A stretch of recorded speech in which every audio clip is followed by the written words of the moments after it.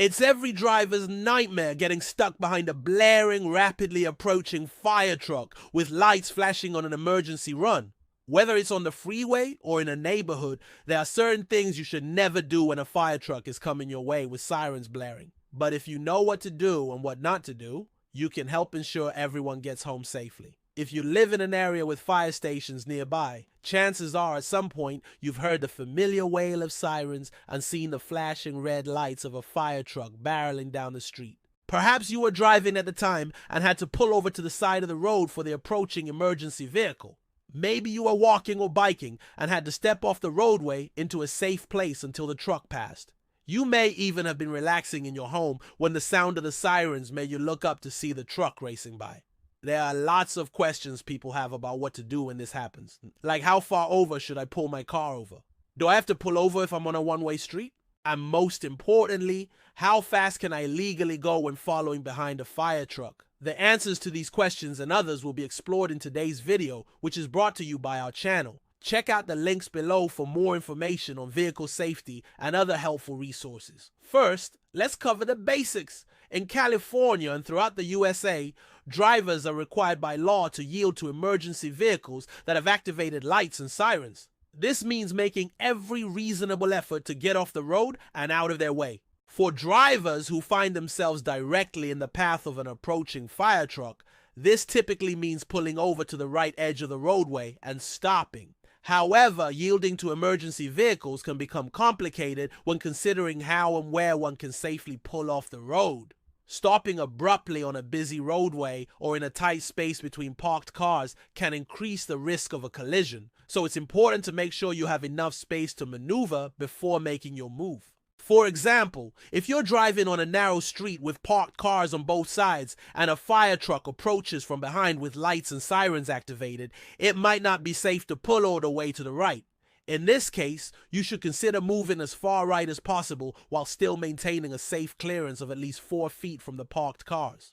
But if you're unable to do so without risking a collision, it's best to stay in your lane and let the emergency vehicle pass. It's also acceptable to cross a double yellow line to allow an emergency vehicle to pass, but only if doing so doesn't put you in immediate danger. If you're behind a fire truck in traffic and it comes to a stop because the road ahead is blocked or there has been an accident, you should also proceed through the intersection cautiously. Even though the fire truck might have its lights and sirens activated, it may be necessary for the crew to exit the vehicle and go inside the building. If this is the case, they will deactivate the lights and sirens, meaning you must do the same. Make sure to proceed through the intersection slowly and only if you can do so safely. Many people wonder whether they have to pull over if the fire truck is traveling on a one-way street. The answer is yes, even if you're on a one-way street and the fire truck is in the lane next to yours. You should still pull over to the right edge of the roadway and stop. Remember, the only exception to this rule is if doing so would put you in immediate danger. For instance, if the fire truck is approaching you very quickly on a one-way street with no shoulder, or you're at the crest of a hill and can't see what is coming, you don't have to pull over. In these situations, it's best to continue driving slowly and carefully until you can safely pull off the road and stop. When it comes to following a fire truck closely, there's a common misconception that emergency vehicles drive so much faster than everyone else that they are able to ignore the rules of the road. However, that's not true. Fire trucks must obey all traffic laws unless they're on an emergency run with lights and sirens activated. Therefore, drivers following behind them must always do so safely and never speed. In California, speeding is illegal unless a driver is being directly pursued by a peace officer or driving in an emergency vehicle with lights and sirens activated. Therefore, it's illegal to drive faster than the posted speed limit simply because you're trying to keep up with a fire truck on an emergency call. However, you may legally drive above the speed limit under certain conditions, such as when passing on a freeway. In California, drivers may exceed the speed limit when passing other vehicles on the freeway as long as they do so safely and with caution. This means looking carefully for gaps in traffic, using turn signals, and merging back into the traffic flow safely once the maneuver is complete. Drivers should never speed just to catch up to or pass another vehicle on the freeway, but may do so to maintain a safe distance if necessary. For those wondering how close is too close, the National Fire Protection Association recommends following the 3-second rule when driving behind an emergency vehicle. This means maintaining a safe distance of at least 3 seconds between your vehicle and the emergency vehicle ahead of you. You can use visual cues like trees or buildings to help judge the appropriate following distance. If you're driving behind a fire truck with multiple hose loads on the back, it's especially important to leave plenty of room.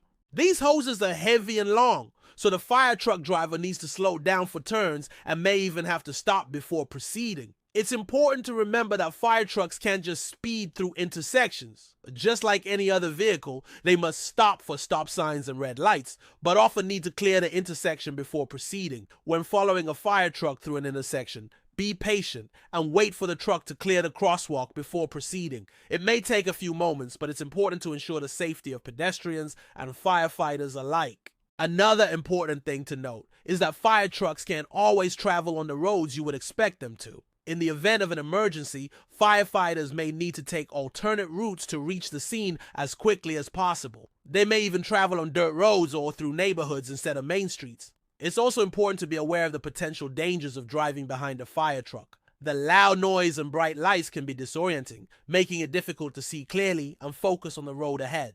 To mitigate this, drivers should pull as far to the right side of the road as possible and turn off any distracting electronics. It's also a good idea to wear sunglasses if the sun is shining brightly, as the glare from the fire truck's lights can be blinding. If you're involved in a collision with a fire truck, it's important to take quick action. First, pull over to a safe location and turn on your hazard lights. Then, if possible, move to a safe location away from traffic and call 911. Finally, exchange insurance information with the other driver and report the accident to your insurance company. In California, all drivers must carry liability insurance, so the fire department won't pursue compensation from you. However, if you're found to be at fault for the accident, your insurance rates may increase. That's why it's important to contact your insurance company as soon as possible. If you cause an accident while following a fire truck, you should also check on the welfare of the firefighters. They may be on their way to an emergency call, and every minute counts. Ask them if they need assistance and offer to help in any way you can.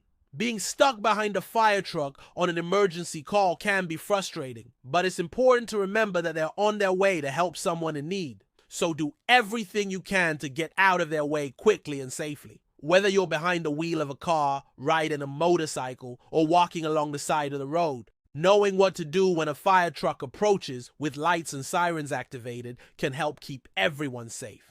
From yielding to emergency vehicles to maintaining a safe following distance, each step you take could make all the difference in an emergency situation. So what's your experience when driving behind a fire truck? What was the traffic like? How fast did you go? Let us know in the comments below. And don't forget to like and subscribe for more informative videos like this one. Thanks for watching.